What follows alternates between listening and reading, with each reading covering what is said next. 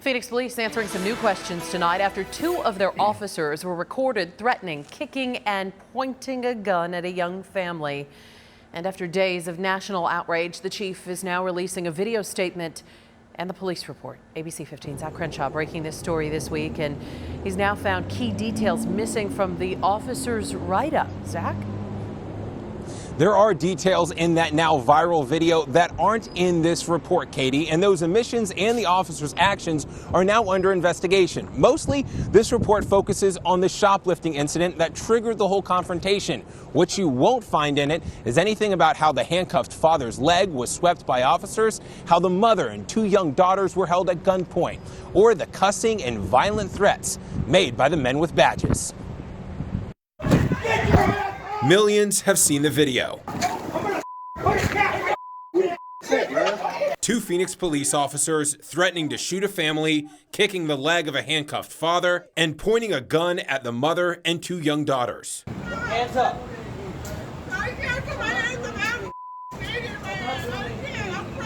In the police report, Officer Christopher Meyer acknowledges mom said, quote, "I have my child in here." But he wrote, she continued to refuse to put her hands in the air, then said, "I feared that she was hiding something or reaching for a weapon." This was a shoplifting call, not a violent crime. She said she had a baby in her hands. She was verbally complying, saying the door won't open. You know, what do you make of the fact that an officer kind of wrote that line in the report that I feared she was reaching for a weapon when there was really no indication she had a weapon? Well, keep in mind that I can't talk about that, and I wasn't at the scene. So those are questions that we'll ask during the course of the investigation. In the video, Officer Meyer clearly kicks the leg of the handcuffed father. In the report, though, he writes, "I made him spread his feet." But nowhere in the report does he mention yelling, "You're going to get effing shot," or "I'm going to put an effing cap right in your effing head." Unfortunately, I can't discuss the things that you're asking right now. Neither officer had a body camera or dash cam. If witnesses hadn't been recording, the department would have never seen their officer holding the mother, 4-year-old, and 1-year-old girls at gunpoint. Why? Well, that's not in the report either. Attacking a lady, man? Really? We've now learned both officers are off the streets. We continue to have them work just in a non-enforcement assignment. Since the incident went viral, derogatory calls, hateful calls, some are even threatening calls that we receive. The family now suing for $10 million.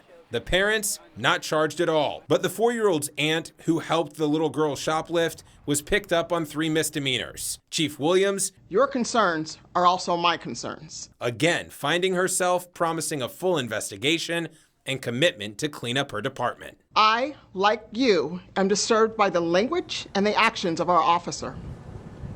Now, Zach, this is the second time, though, in 2 weeks the chief has had to speak directly about officer misconduct.